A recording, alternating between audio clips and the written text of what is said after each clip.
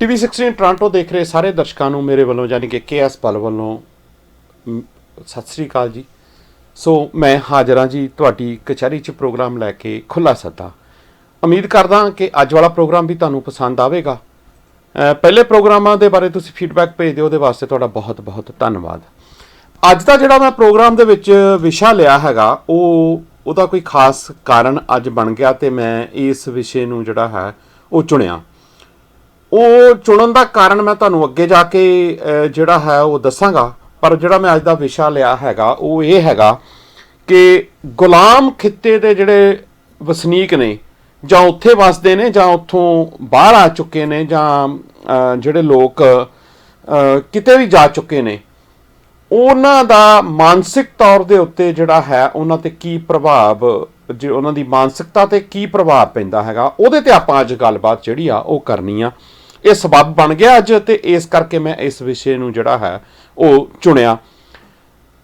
ਗੱਲ ਇਹ ਹੈਗੀ ਆ ਕਿ ਮੈਂ ਗੱਲ ਉੱਥੋਂ ਸ਼ੁਰੂ ਕਰਦਾ ਹੈਗਾ ਕਿ ਜਦੋਂ ਤੁਸੀਂ ਆਪਣੀ ਮਾਨਸਿਕਤਾ ਨੂੰ ਚੈੱਕ ਕਰਨਾ ਹੋਵੇ, ਦੇਖਣਾ ਹੋਵੇ, ਤਾਂ ਤੁਸੀਂ ਆਪਣੇ ਆਪ ਤੋਂ ਸ਼ੁਰੂਆਤ ਜਿਹੜੀ ਆ ਉਹਦੀ ਕਰਦੇ ਹੈਗੇ ਹੋ। ਤੁਸੀਂ ਆਪਣੇ ਆਪ ਤੋਂ ਦੇਖਦੇ ਹੋ ਕਿ ਤੁਸੀਂ ਜਿਸ ਖਿੱਤੇ 'ਚ ਰਹਿ ਚੁੱਕੇ ਹੋ ਜਾਂ ਜਿਸ ਖਿੱਤੇ ਨੂੰ ਤੁਸੀਂ ਬਿਲੋਂਗ ਕਰਦੇ ਹੋ ਜਾਂ ਫਿਰ ਤੁਸੀਂ ਕਿਤੇ ਉਸ ਨੂੰ ਛੱਡ ਕੇ ਦੂਰ ਵੀ ਆ ਚੁੱਕੇ ਹੋ, ਤੇ ਤੁਹਾਡੀ ਮਾਨਸਿਕਤਾ ਦੇ ਉੱਤੇ ਉਸ ਚੀਜ਼ ਦਾ ਪ੍ਰਭਾਵ, ਜਿਸ ਪ੍ਰਭਾਵ ਨੂੰ ਲੈ ਕੇ ਤੁਸੀਂ ਉੱਥੇ ਜਿਉਂਦੇ ਸੀ ਤੇ ਤੁਸੀਂ ਉਸ ਨੂੰ ਕੈਰੀ ਕਰਕੇ ਕਿੱਥੋਂ ਤੱਕ ਲੈ ਕੇ ਆ ਗਏ, ਜਾਂ ਉਹ ਵੀ ਲੋਕ ਜਿਹੜੇ ਬਹੁਤ ਦੇਰ ਤੋਂ ਉਸ ਖਿੱਤੇ ਨੂੰ ਛੱਡਣ ਦੇ ਬਾਵਜੂਦ ਉਹਨਾਂ ਤੇ ਉਹਨਾਂ ਮਾਨਸਿਕ ਤੌਰ ਦੇ ਉੱਤੇ ਕਿਸ ਤਰ੍ਹਾਂ ਦਾ ਪ੍ਰਭਾਵ ਜਿਹੜਾ ਉਹ ਪਿਆ, ਉਹਦੇ ਬਾਰੇ ਆਪਾਂ ਅੱਜ ਗੱਲਬਾਤ ਜਿਹੜੀ ਆ ਉਹ ਕਰਾਂਗੇ। ਤੁਸੀਂ ਕੋਈ ਵਿਚਾਰ ਦੇਣਾ ਚਾਹੁੰਦੇ ਹੋ ਤਾਂ 905 872 5259 ਦੇ ਉੱਤੇ ਗੱਲਬਾਤ ਸਾਡੇ ਨਾਲ ਸਟੂਡੀਓ 'ਚ ਆਨਲਾਈਨ ਜਿਹੜਾ ਹੈ ਇਸ ਟਾਈਮ ਦੇ ਉੱਤੇ ਕਰ ਸਕਦੇ ਹੈਗੇ ਹੋ। ਸੋ ਮੈਂ ਗੱਲ ਇੱਥੋਂ ਸ਼ੁਰੂਆਤ ਕਰਦਾ ਹੈਗਾ ਕਿ ਸਨ 1978 ਤੋਂ ਲੈ ਕੇ ਤੇ ਤਕਰੀਬਨ 1994 ਤੱਕ ਪੰਜਾਬ ਨੇ ਜਿਹੋ ਜਿਹੇ ਹਾਲਾਤ ਦੇਖੇ, ਵੈਸੇ ਹਾਲਾਤ ਉਸ ਤੋਂ ਪਹਿਲਾਂ ਵੀ ਕੋਈ ਵਧੀਆ ਨਹੀਂ ਸਨ, ਪਰ ਜਿੰਨਾ ਕੁ ਸਮਾਂ ਅਸੀਂ ਵੀ ਆਪਣੀਆਂ ਅੱਖਾਂ ਦੇ ਨਾਲ ਦੇਖਿਆ, ਤਕਰੀਬਨ 1978 ਤੋਂ ਲੈ ਕੇ 1993-94 ਤੱਕ ਜੋ ਪੰਜਾਬ ਦੀ ਜਵਾਨੀ ਦੀ ਤੇ ਜੋ ਪੰਜਾਬ ਦੀ ਸਾਰੇ ਪੱਖਾਂ ਦੇ ਉੱਤੋਂ ਹਾਲਾਤ ਬਣੇ, ਇੱਕ ਬਲੱਡ ਬਾਥ ਦੀ ਤਰ੍ਹਾਂ ਪੰਜਾਬ ਸਾਰਾ ਬਣ ਗਿਆ। ਕਿੰਨਾ ਖੂਨ ਖਰਾਬਾ, ਕਿੰਨੇ ਹੀ ਨੌਜਵਾਨ, ਕਿੰਨੇ ਹੀ ਉਹ ਦੁਨੀਆ ਤੋਂ ਬੰਦੇ ਜਿਹੜੇ ਨੇ ਉਹ ਆਪਣੀਆਂ ਜਾਨਾਂ ਗਵਾ ਬੈਠੇ, ਜਿਹੜੇ ਲੋਕ ਹੋ ਸਕਦਾ ਕਿ ਅੱਜ ਇੱਕ ਵੱਡੇ ਰੂਪ ਦੇ ਵਿੱਚ ਸਾਡੀ ਕੌਮ ਦੀ ਜਿਹੜੀ ਸੇਵਾ ਕਰ ਸਕਦੇ ਸੀਗੇ, ਪਰ ਉਹ ਭੇਟ ਚੜ੍ਹ ਗਏ। ਉਹ ਸਰਕਾਰਾਂ ਦੀ ਜਿਹੜਾ ਤਸ਼ੱਦਦ ਸੀ ਉਹਦੀ ਭੇਟ ਚੜ੍ਹ ਗਏ। ਤੇ ਉਸ ਤੋਂ ਬਾਅਦ 1994 ਤੋਂ ਲੈ ਕੇ ਤਕਰੀਬਨ 93 ਤੋਂ ਹੀ ਲੈ ਲਓ ਤੁਸੀਂ, ਤੇ 2000 ਤੱਕ ਜਿਹੜੀ ਸਾਡੀ ਐਕਟਿਵਿਸਟ ਕਲਾਸ ਸੀ, ਜਾਂ ਸਾਡੇ ਹਿਸਟੋਰੀਅਨ ਸੀ, ਜਾਂ ਸਾਡੇ ਪ੍ਰਚਾਰਕ ਸੀ, ਜਾਂ ਜਿਹੜੇ ਵੀ ਉਸ ਟਾਈਮ ਦੇ ਉੱਤੇ ਕੋਈ ਸੋਚਦੇ ਕਿ ਸੀਗੇ ਕਿ ਅਸੀਂ ਸਿੱਖ ਸਫਾਂ ਦੇ ਵਿੱਚ ਜਾਂ ਸਿੱਖ ਕੌਮ ਦੀ ਜਿਹੜੀ ਜਾਂ ਪੰਜਾਬੀਅਤ ਦੀ ਜਿਹੜੀ ਅਸੀਂ ਨੁਮਾਇੰਦਗੀ ਕਰਦੇ ਹਾਂ, ਉਹ ਬਿਲਕੁਲ 7 ਸਾਲ, ਤਕਰੀਬਨ 7-8 ਸਾਲ ਉਹ ਬਿਲਕੁਲ ਸ਼ਾਂਤ ਉਸ ਟਾਈਮ ਦੇ ਉੱਤੇ ਰਹੇ। ਸੋ ਉਸ ਟਾਈਮ ਦੇ ਉੱਤੇ ਜਿਹੜੀ ਮਾਨਸਿਕਤਾ ਬਣ ਚੁੱਕੀ ਸੀ ਉਸ ਟਾਈਮ ਦੇ ਉੱਤੇ ਕਿ ਆਮ ਖਾਸ ਤੌਰ ਦੇ ਉੱਤੇ ਪੰਜਾਬ ਦੇ ਵਿੱਚ ਸਿੱਖਾਂ ਨੂੰ ਇਹ ਲੱਗਣ ਲੱਗ ਪਿਆ ਸੀਗਾ ਕਿ ਅਸੀਂ ਆਪਣਾ ਬਚਾਂਗੇ ਵੀ ਕਿ ਨਹੀਂ ਬਚਾਂਗੇ। ਖਾਸ ਤੌਰ ਤੇ ਜਿਹੜੀ ਜਵਾਨੀ ਸੀ, ਉਹ ਜਿਨ੍ਹਾਂ ਦੇ ਵਿੱਚ ਅਸੀਂ ਵੀ ਖੁਦ ਇਸ ਚੀਜ਼ ਦੇ ਆਈ ਵਿਟਨੈਸ ਹਾਂ, ਇਸ ਚੀਜ਼ ਦੇ ਹੰਡਾਉਣੇ ਆ, ਇਸ ਚੀਜ਼ ਨੂੰ ਖੁਦ ਬਹੁਤ ਨੇੜਿਓਂ ਅਸੀਂ ਦੇਖਿਆ ਤੇ ਆਪਣੇ ਉੱਤੇ ਬਹੁਤ ਜ਼ਿਆਦਾ ਹੰਡਾਇਆ ਵੀ ਹੈ। ਸੋ ਇਹ ਉਹ ਪਰਖ ਦੀ ਵੀ ਘੜੀ ਸੀ, ਇਹ ਉਹ ਸਮਾਂ ਵੀ ਸੀਗਾ ਕਿ ਕਿਸ ਤਰ੍ਹਾਂ ਦੇ ਨਾਲ ਇਸ ਸਮੇਂ ਨੂੰ ਜਿਹੜਾ ਹੈ ਉਹ ਪਾਰ ਕੀਤਾ ਜਾਵੇ, ਜਾਂ ਕਿਸ ਤਰ੍ਹਾਂ ਦੇ ਨਾਲ ਇਸ ਸਮੇਂ ਨੂੰ ਜਿਹੜਾ ਬਤੀਤ ਕੀਤਾ ਜਾਵੇ, ਕਿਹੜੇ ਉਹ ਹਾਲਾਤ ਬਣਦੇ ਸੀ ਰੋਜ਼, ਕੀ ਕੁਛ ਹੁੰਦਾ ਸੀਗਾ। ਇਹ ਉਹ ਜਿਹੜੇ ਸਾਡੇ ਸਮੇਂ ਦੇ ਹਾਣੀ ਨੇ ਉਹ ਚੰਗੀ ਤਰ੍ਹਾਂ ਦੇ ਨਾਲ ਇਸ ਚੀਜ਼ ਨੂੰ ਜਾਣਦੇ ਨੇ। ਸੋ ਉਸ ਟਾਈਮ ਦੇ ਉੱਤੇ ਸਾਡੀ ਮਾਨਸਿਕਤਾ ਦੇ ਉੱਤੇ ਇੱਕ ਬਹੁਤ ਵੱਡੀ ਜਿਹੜੀ ਡੂੰਘੀ ਸੱਟ ਜਿਹੜੀ ਆ ਉਹ ਵੱਜੀ। ਤਕਰੀਬਨ 2001 ਤੋਂ ਬਾਅਦ ਜਦੋਂ ਇੰਟਰਨੈਟ ਬਹੁਤ ਜ਼ਿਆਦਾ ਫੈਲਾਅ ਹੋ ਗਿਆ ਤਕਰੀਬਨ ਇੰਟਰਨੈਟ ਦਾ, ਤੇ ਉਸ ਟਾਈਮ ਦੇ ਉੱਤੇ ਜਿਹੜੇ ਅਲੱਗ-ਅਲੱਗ ਪਲੇਟਫਾਰਮ ਸੀ ਜਾਂ ਅਲੱਗ-ਅਲੱਗ ਜਿਹੜੇ ਕੁਝ ਟੀਵੀ ਚੈਨਲ ਸੀ ਜਾਂ ਕੁਝ ਸੰਸਥਾਵਾਂ ਸੀ, ਉਹ ਕੁਝ ਜਾਂ ਸੈਮੀਨਾਰ ਹੋਣੇ ਸ਼ੁਰੂ ਹੋਏ ਤੇ ਆਪਣੇ ਉੱਤੇ ਹੋਏ ਤਸ਼ੱਦਦਾਂ ਨੂੰ ਜਾਂ ਆਪਣੇ ਜਿਹੜਾ ਆਲਾ ਦੁਆਲਾ ਸੀ ਹੋਏ ਤਸ਼ੱਦਦਾਂ ਨੂੰ ਬਿਆਨ ਕਰਨਾ ਹੌਲੀ-ਹੌਲੀ ਲੋਕਾਂ ਨੇ ਸ਼ੁਰੂ ਕੀਤਾ। ਤੇ ਫਿਰ ਉਸ ਤੋਂ ਬਾਅਦ ਕੁਝ ਬੋਲਣ ਦਾ ਜਿਹੜਾ ਸਿਲਸਿਲਾ ਹੈ ਉਹ ਸ਼ੁਰੂ ਹੋਇਆ। ਉਸ ਸ਼ੁਰੂਆਤ ਦੇ ਦੌਰਾਨ ਕੁਝ ਅਜਿਹੀਆਂ ਗੱਲਾਂ ਵੀ ਸਾਹਮਣੇ ਆਈਆਂ, ਕੁਝ ਅਜਿਹੇ ਪੰਥਕ ਚਿਹਰੇ ਵੀ ਸਾਹਮਣੇ ਆਏ ਜਿਨ੍ਹਾਂ ਦੇ ਉੱਤੇ ਜਿਹੜੇ ਪਰਦੇ ਸੀ ਪਏ ਹੋਏ ਉਹ ਤਕਰੀਬਨ ਉੱਤਰਦੇ ਚਲੇ ਗਏ। ਉਹਨਾਂ ਨੇ ਜਿਹੜੇ ਮਖੌਟੇ ਪਾਏ ਸੀਗੇ ਉਹ ਵੀ ਉੱਤਰਦੇ ਚਲੇ ਗਏ। ਲੋਕਾਂ ਨੂੰ ਕੁਝ ਸਮਝ ਆਉਣੀ ਜਿਹੜੀ ਆ ਉਹ ਸ਼ੁਰੂਆਤ ਹੋ ਗਈ। ਉਸ ਤੋਂ ਬਾਅਦ ਤਕਰੀਬਨ ਫਿਰ ਇਹ ਸਿਲਸਿਲਾ ਲਗਾਤਾਰ ਜਿਹੜਾ ਹੈ ਉਹ ਚੱਲਦਾ ਗਿਆ, ਚੱਲ ਰਿਹਾ ਤੇ ਤਕਰੀਬਨ ਚੱਲਦਾ ਹੀ ਗਿਆ। ਲੇਕਿਨ ਇਹਦੇ ਵਿੱਚ ਦੋ ਚੀਜ਼ਾਂ ਨੇ ਜਨਮ ਜਿਹੜਾ ਹੈ ਉਹ ਲਿਆ। ਇਹਦੇ ਵਿੱਚ ਦੋ ਤਰ੍ਹਾਂ ਦੇ ਵਿਚਾਰ ਪ੍ਰਗਟ ਹੋਣੇ ਸ਼ੁਰੂ ਹੋ ਗਏ। ਸੋ ਜਿਹੜੀ ਮੈਂ ਮਾਨਸਿਕਤਾ ਦੀ ਗੱਲ ਕੀਤੀ ਆ ਉਹ ਸਾਰਾ ਕੁਝ ਇਹਦੇ ਵਿੱਚ ਹੀ ਛੁਪਿਆ ਹੋਇਆ। ਸੋ ਦੋ ਤਰ੍ਹਾਂ ਦੇ ਵਿਚਾਰ ਜਿਹੜੇ ਨੇ ਉਹ ਪੈਦਾ ਹੋਣੇ ਸ਼ੁਰੂ ਹੋ ਗਏ ਕਿ ਜਿਹੜਾ ਪਿਛਲਾ ਸਮਾਂ ਸੀ ਉਹਦੇ ਵਿੱਚ ਕੁਝ ਲੋਕਾਂ ਨੇ ਆਪਣੇ ਆਪ ਨੂੰ ਹੀ ਦੋਸ਼ੀ ਠਹਿਰਾਉਣ ਦੀ ਕੋਸ਼ਿਸ਼ ਕੀਤੀ ਗਈ। ਸਰਕਾਰਾਂ ਜੋ ਕੰਮ ਕਰ ਰਹੀਆਂ ਸੀ ਉਹ ਸਾਡੇ ਕੁਝ ਬੰਦਿਆਂ ਨੇ ਜਿਹੜਾ ਹੈ ਉਹ ਕਰਨਾ ਸ਼ੁਰੂ ਕਰ ਦਿੱਤਾ। ਕੁਝ ਸਰਕਾਰ ਵੱਲੋਂ ਕਰਵਾਇਆ ਜਾਂਦਾ ਸੀ, ਕੁਝ ਬੰਦਿਆਂ ਦੀ ਮਾਨਸਿਕਤਾ ਇਦਾਂ ਦੇ ਨਾਲ ਬਣ ਗਈ ਕਿ ਉਹ ਇੰਨਾ ਜ਼ਿਆਦਾ ਆਪਣਾ ਨੁਕਸਾਨ ਕਰਾਉਣ ਦੇ ਬਾਵਜੂਦ ਵੀ ਉਹ ਆਪਣੇ ਆਪ ਨੂੰ ਹੀ ਦੋਸ਼ੀ ਜਿਹੜਾ ਹੈ ਉਹ ਲੋਕਾਂ ਨੂੰ ਦੱਸਣ ਦੀ ਕੋਸ਼ਿਸ਼ ਕਰਦੇ ਰਹੇ ਤੇ ਆਪਣੇ ਆਪ ਨੂੰ ਹੀ ਦੋਸ਼ੀ ਮੰਨ ਲੈਣ ਦੀ ਗੱਲ ਜਿਹੜੀ ਆ ਉਹ ਕਰਦੇ ਰਹੇ। ਲੇਕਿਨ ਕੁਝ ਜਾਗਦੀਆਂ ਜ਼ਮੀਰਾਂ ਵਾਲੇ ਜਿਹੜੇ ਅੱਜ ਵੀ ਜਿੰਦਾ ਨੇ, ਜਿਹੜੇ ਲੋਕ ਅੱਜ ਵੀ ਆਪਣੀ ਜਿਹੜੇ ਨੇ ਹੱਕ ਹਕੂਕ ਦੀ ਗੱਲ ਕਰਦੇ ਨੇ, ਉਹਨਾਂ ਦੀ ਮਾਨਸਿਕਤਾ ਤੇ ਉਹਨਾਂ ਲੋਕਾਂ ਦੀ ਮਾਨਸਿਕਤਾ ਦੇ ਵਿੱਚ ਜ਼ਮੀਨ ਅਸਮਾਨ ਦਾ ਜਿਹੜਾ ਉਹ ਫਰਕ ਹੋ ਗਿਆ। ਲੇਕਿਨ ਪੰਜਾਬੀਅਤ ਤੇ ਖਾਸ ਤੌਰ ਤੇ ਸਿੱਖ ਜਿਹੜੇ ਸੀ ਉਹ ਤਕਰੀਬਨ ਤਿੰਨ ਪਾਰਟਾਂ ਦੇ ਵਿੱਚ, ਮੈਂ ਦੋ ਨਹੀਂ ਕਵਾਂਗਾ, ਤਿੰਨ ਪਾਰਟਾਂ ਦੇ ਵਿੱਚ ਵੰਡੇ ਗਏ। ਇੱਕ ਉਹ ਜਿਹੜੇ ਜਾਗਦੀਆਂ ਜ਼ਮੀਰਾਂ ਵਾਲੇ ਹਮੇਸ਼ਾ ਤੋਂ ਹੀ ਗੱਲ ਕਰਦੇ ਸੀ ਤੇ ਕਰਦੇ ਚੱਲੇ ਆ ਰਹੇ ਨੇ।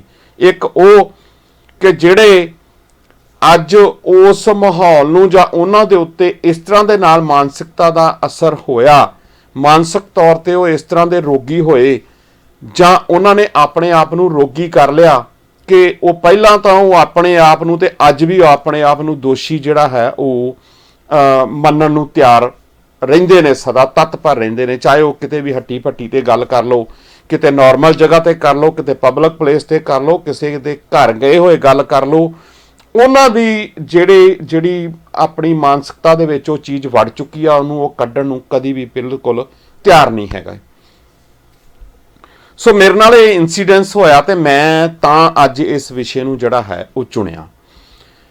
ਸੋ ਜਦੋਂ ਅਸੀਂ ਇਹ ਜਿਹੜਾ ਸਾਰਾ ਪ੍ਰਭਾਵ ਕਬੂਲ ਲੈਂਦੇ ਆ, ਸਰਕਾਰ ਵੱਲੋਂ ਉਹਨੇ ਆਪਣਾ ਬਚਾਅ ਕਰਨਾ ਹੁੰਦਾ, ਨੈਸ਼ਨਲ ਵੀ ਇੰਟਰਨੈਸ਼ਨਲ ਵੀ ਤੌਰ ਦੇ ਉੱਤੇ ਵੀ, ਲੋਕਾਂ ਦੇ ਵਿੱਚ ਵੀ, ਕਿਉਂਕਿ ਉਹਨੇ ਉੱਥੇ ਗੁਜ਼ਰਨਾ ਹੁੰਦਾ, ਵੋਟਾਂ ਲੈਣੀਆਂ ਹੁੰਦੀਆਂ ਨੇ, ਆਪਣੀ ਰਾਜ ਸੱਤਾ ਦੇ ਉੱਤੇ ਕਬਜ਼ਾ ਕਰਨਾ ਹੁੰਦਾ ਤੇ ਉਹ ਲੋਕ ਜਿਹੜੇ ਨੇ ਫਿਰ ਉਹ ਲੋਕਾਂ ਦੇ ਉੱਤੇ ਇਸ ਤਰ੍ਹਾਂ ਦਾ ਪ੍ਰਭਾਵ ਪਾਉਂਦੇ ਨੇ ਕਿ ਤੁਸੀਂ ਹੀ ਦੋਸ਼ੀ ਹੋ, ਤੁਸੀਂ ਸਾਰਾ ਕੁਝ ਕੀਤਾ। ਇਸ ਦੇ ਬਾਵਜੂਦ ਕਿ ਅਸੀਂ ਐਡੇ ਵੱਡੇ ਰੂਪ ਦੇ ਵਿੱਚ ਸਾਰਾ ਕੁਝ ਅਸੀਂ ਨੁਕਸਾਨ ਜਿਹੜਾ ਉਹ ਲਗਾਤਾਰਤਾ ਦੇ ਨਾਲ ਕਰਵਾਇਆ ਤੇ ਫਿਰ ਅਸੀਂ ਖੁਦ ਹੀ ਦੋਸ਼ੀ ਜਿਹੜਾ ਹੈ ਉਹ ਸਾਨੂੰ ਸਰਕਾਰ ਨੇ ਬਣਾਉਣ ਦੀ ਕੋਸ਼ਿਸ਼ ਕੀਤੀ ਤੇ ਲਗਾਤਾਰਤਾ ਦੇ ਨਾਲ ਜਾਰੀ ਆ।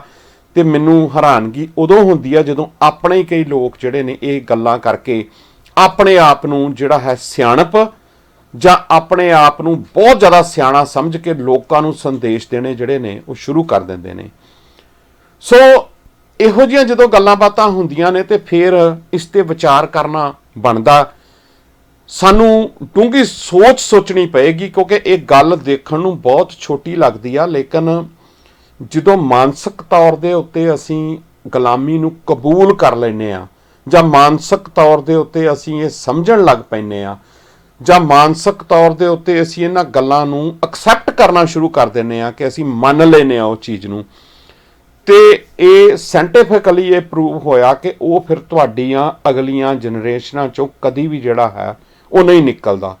ਜਿੱਦਾਂ ਬਹੁਤ ਡਰ ਸਹਿਮ ਦੇ ਵਿੱਚ ਪੈਦਾ ਹੋਈ ਜਨਰੇਸ਼ਨ ਜਿਹੜੀ ਆ, ਉਹ ਕਈ ਜਨਰੇਸ਼ਨਾਂ ਤੱਕ ਡਰਾਕਲ ਪੈਦਾ ਹੋ ਜਾਂਦੀ ਹੈਗੀ ਆ, ਤੇ ਫਿਰ ਉਹਦੀਆਂ ਜਨਰੇਸ਼ਨਾਂ ਵੀ ਉਸ ਤਰ੍ਹਾਂ ਦੇ ਨਾਲ ਜਿਹੜੀਆਂ ਨੇ ਉਹ ਪੈਦਾ ਹੁੰਦੀਆਂ ਨੇ। ਵੈਸੇ ਇੱਥੇ ਐਗਜ਼ਾਮਪਲ ਢੁੱਕਦੀ ਤੇ ਨਹੀਂ, ਪਰ ਕਈ ਵਾਰੀ ਕੁਛ ਚੀਜ਼ਾਂ ਜਿਹੜੀਆਂ ਨੇ ਉਹ ਬੋਲਣੀਆਂ ਪੈਂਦੀਆਂ ਨੇ ਕਿ ਜਿਹੋ ਜਿਹੀ ਕੋਕੋ ਉਹੋ ਜਿਹੇ ਕੋਕੋ ਦੇ ਬੱਚੇ।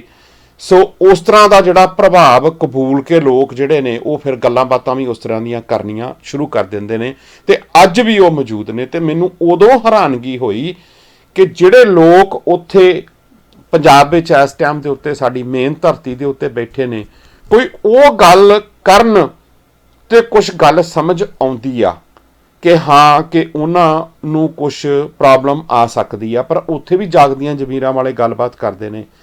ਪਰ ਉਦੋਂ ਹੈਰਾਨਗੀ ਹੁੰਦੀ ਆ ਕਿ ਜਿਹੜਾ ਇਨਸਾਨ ਹਜ਼ਾਰਾਂ ਕਿਲੋਮੀਟਰ ਬੈਠ ਕੇ ਦੂਰ ਵੀ ਆ ਕੇ ਫਿਰ ਉਹੋ ਜਿਹੀਆਂ ਗੱਲਾਂ ਕਰੇ, ਤੇ ਫਿਰ ਉਹਦੀ ਮਾਨਸਿਕਤਾ ਦੇ ਉੱਤੇ ਜਿਹੜਾ ਤਰਸ ਵੀ ਆਉਂਦਾ, ਗੁੱਸਾ ਵੀ ਆਉਂਦਾ, ਤੇ ਫਿਰ ਕਈ ਵਾਰੀ ਇਹ ਵੀ ਚੀਜ਼ ਮਹਿਸੂਸ ਕਰਦੇ ਆ ਕਿ ਵਾਕਿਆ ਹੀ ਇਹ ਗੁਰੂ ਨਾਨਕ ਦੇ ਸਿੱਖ ਨੇ, ਵਾਕਿਆ ਹੀ ਇਹ ਆਪਣੇ ਆਪ ਨੂੰ ਗੁਰੂ ਨਾਨਕ ਦੇ ਸਿੱਖ ਮੰਨਦੇ ਨੇ, ਪੰਜਾਬੀ ਕੌਮ ਦੇ ਹੀਰੇ ਜਾਂ ਪੰਜਾਬੀ ਕੌਮ ਦੇ ਇਹ ਸਿਪਾਹੀ ਮੰਨਦੇ ਨੇ ਆਪਣੇ ਆਪ ਨੂੰ।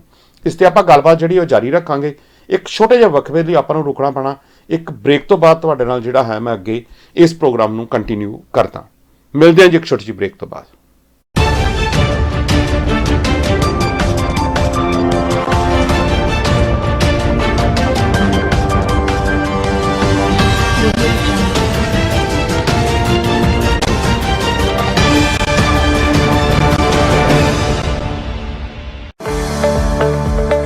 वक्त बदल चुका है ते वक्त दे नाल बदल चुके ने एंटरटेनमेंट दे साधन भी। हुण केबल, सैटेलाइट या IPTV बॉक्स दी कोई जरूरत नहीं। अपना स्मार्टफोन चुको अते ऐप स्टोर या गूगल प्ले स्टोर तो आज ही डाउनलोड करो eBaba एंटरटेनमेंट।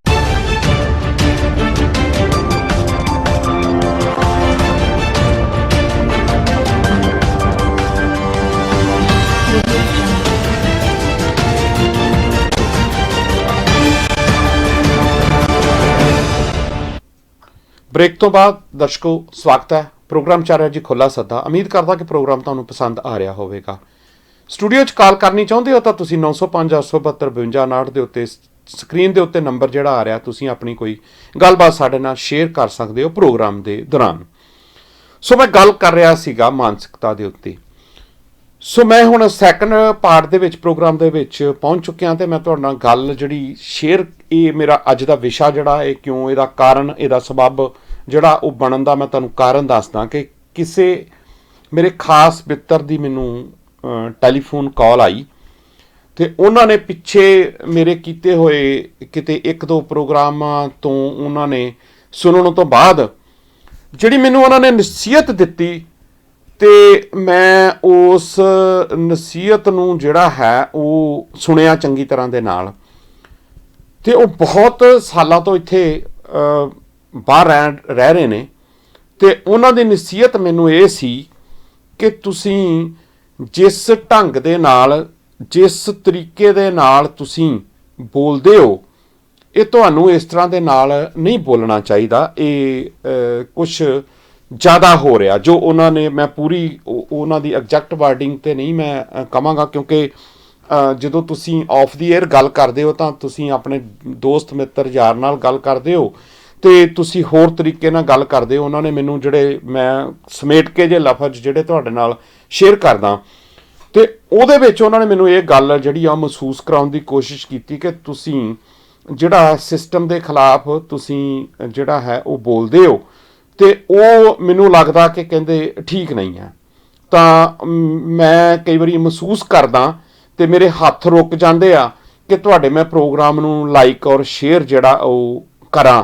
ਇਸ ਕਰਕੇ ਮੇਰਾ ਦਿਲ ਵੀ ਕਈ ਵਾਰੀ ਕਰਦਾ, ਪਰ ਮੇਰੀ ਹਿੰਮਤ ਨਹੀਂ ਜਿਹੜੀ ਉਹ ਪੈਂਦੀ ਹੈਗੀ।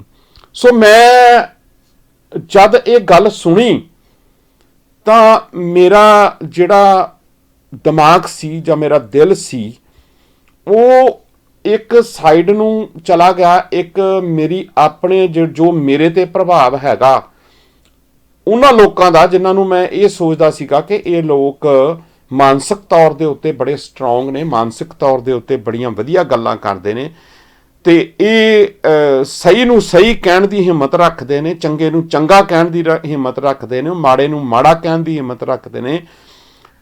ਉਸ ਹੋਰੇ ਤਸ਼ੱਦਦ ਨੂੰ ਬੜੀ ਚੰਗੀ ਤਰ੍ਹਾਂ ਦੇ ਨਾਲ ਬਿਆਨ ਕਰਦੇ ਨੇ। ਤੇ ਜਦੋਂ ਮੈਂ ਉਹਨਾਂ ਲੋਕਾਂ ਦੇ ਮੂੰਹ ਚੋਂ ਇਹ ਗੱਲ ਸੁਣੀ ਤਾਂ ਫਿਰ ਮੇਰਾ ਜਿਹੜਾ ਮੱਥਾ ਉਹ ਠਣਕਿਆ ਕਿ ਕਿੰਨੇ ਕੁ ਅਜਿਹੇ ਲੋਕ ਹੋਣਗੇ ਜਿਹੜੇ ਸਾਡੇ ਨਾਲ ਜਿਹੜੀਆਂ ਸਿੱਧੇ ਜਾਂ ਅਸਿੱਧੇ ਤੌਰ ਤੇ ਗੱਲਾਂ ਬਾਤਾਂ ਤਾਂ ਕਰਦੇ ਹੋਣਗੇ ਤੇ ਕਿੰਨੇ ਕੁ ਲੋਕ ਉਹ ਹੋਣਗੇ ਜਿਹੜੇ ਸਾਡੇ ਨਾਲ ਵੀ ਨਹੀਂ ਜੁੜੇ ਹੋਣਗੇ, ਹੋਰ ਅਲੱਗ-ਅਲੱਗ ਪਲੇਟਫਾਰਮਾਂ ਦੇ ਨਾਲ ਜੁੜੇ ਹੋਣਗੇ, ਅਲੱਗ-ਅਲੱਗ ਤਰ੍ਹਾਂ ਦੇ ਨਾਲ ਅਲੱਗ-ਅਲੱਗ ਤਰ੍ਹਾਂ ਦੀਆਂ ਗੱਲਾਂ ਬਾਤਾਂ ਕਿਤੇੋਂ ਸੁਣਦੇ ਹੋਣਗੇ। ਕੁਛ ਫੇਸਬੁੱਕ ਯੂਨੀਵਰਸਿਟੀ ਤੋਂ ਸੁਣਦੇ ਹੋਣਗੇ, ਕੁਛ YouTube ਯੂਨੀਵਰਸਿਟੀ ਤੋਂ ਸੁਣਦੇ ਹੋਣਗੇ, ਕੋਈ ਆਲੇ ਦੁਆਲੇ ਤੋਂ ਸੁਣਦੇ ਹੋਣਗੇ, ਕੁਛ ਵੀਡੀਓ ਦੇਖਦੇ ਹੋਣਗੇ। ਤੇ ਉਹਨਾਂ ਲੋਕਾਂ ਦੇ ਉੱਤੇ ਜਿਹੜਾ ਕਿਸ ਤਰ੍ਹਾਂ ਦਾ ਪ੍ਰਭਾਵ ਜਿਹੜਾ ਉਹ ਪਿਆ, ਤੇ ਮੈਨੂੰ ਇਹ ਲੱਗਿਆ ਕਿ ਇਸ ਉੱਤੇ ਗੱਲਬਾਤ ਕਰਨੀ ਬਹੁਤ ਜ਼ਿਆਦਾ ਜ਼ਰੂਰੀ ਆ। ਸੋ ਜਿਹੜੀ ਗੱਲ ਮੈਨੂੰ ਚੁਭੀ ਜਾਂ ਜਿਹੜੀ ਗੱਲ ਮੈਂ ਸ਼ਰੇਆਮੀ ਏਅਰ ਦੇ ਉੱਤੇ ਤੁਹਾਨੂੰ ਕਹਿ ਰਿਹਾ ਕਿ ਜਿਹੜੀ ਗੱਲ ਮੈਨੂੰ ਮਹਿਸੂਸ ਹੋਈ, ਵਾਕਿਆ ਹੀ ਮਹਿਸੂਸ ਹੋਈ ਕਿ ਬੰਦਿਆ ਤੇਰਾ ਤਾਂ ਬਿਲਕੁਲ ਉੱਥੇ ਦਾ ਲੈਣਾ ਦੇਣਾ ਹੀ ਹੈ ਨਹੀਂ। ਤੂੰ ਤਾਂ ਬੜੇ ਸਾਲਾਂ ਤੋਂ ਅਲਵਿਦਾ ਕਹਿਣ ਦੇ ਬਾਵਜੂਦ ਤੇਰੀ ਮਾਨਸਿਕਤਾ ਦੇ ਵਿੱਚ ਇਹ ਕਿਵੇਂ ਇਹ ਚੀਜ਼ ਵੜ ਗਈ ਕਿ ਕਿਸ ਚੀਜ਼ ਦਾ ਤੈਨੂੰ ਡਰ ਜਿਹੜਾ ਹੈ ਉਹ ਪੈ ਗਿਆ। ਮੈਨੂੰ ਉਦੋਂ ਵੀ ਹੈਰਾਨਗੀ ਹੋਈ ਕਿ ਮੇਰੇ ਨਾਲੋਂ ਜ਼ਿਆਦਾ ਸਿੱਖੀ ਸਰੂਪ 'ਚ ਹੋਣ ਦੇ ਬਾਵਜੂਦ ਉਹ ਬੰਦਾ, ਮੈਂ ਇਹ ਸੋਚਦਾ ਕਿ ਉਹ ਬੰਦੇ ਦੇ ਮਨ ਦੇ ਅੰਦਰ ਕਿੰਨਾ ਕੁ ਡਰ ਬੈਠਿਆ ਹੋਏਗਾ, ਕਿੰਨਾ ਕੁ ਉਸ ਚੀਜ਼ ਦਾ ਜਿਹੜਾ ਪ੍ਰਭਾਵ ਪਿਆ ਹੋਏਗਾ।